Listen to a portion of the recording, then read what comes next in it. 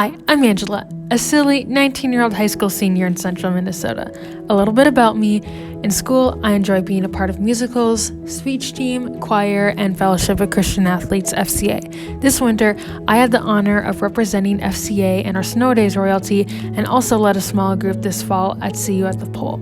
Outside of school, I have also been blessed with the opportunity to work at a small local public radio station. We are the polka station of the nation for central Minnesota. There you go. I've learned so many things and have decided to share with you one of my experiences.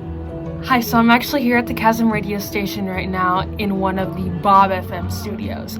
Real quick, I want to share a story with you guys. So about a year into working here, I got a call and I was just finished playing the Rosary over in the Chasm studio over there actually. And this guy blessed me with some positive feedback that night. He was like, hey, whenever you're on after the Rosary, I feel so inspired with the inspirational things you do and the things you talked about. And he actually mentioned this analogy that I gave 3 weeks earlier, that he was like, I found that so true in my life. He says, I found that so true. And the analogy I gave was, and he said it really impacted him.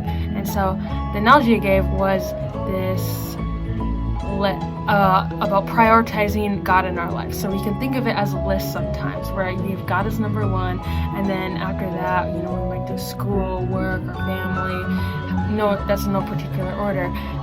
And then instead of, God is number one, obviously, of course, though. But instead of thinking of it as a list, thinking of it as a target, where we have God as a bullseye, the center, and then we prioritize the other things as the other things, so school, family, work, church, extracurriculars, and however you want to order it.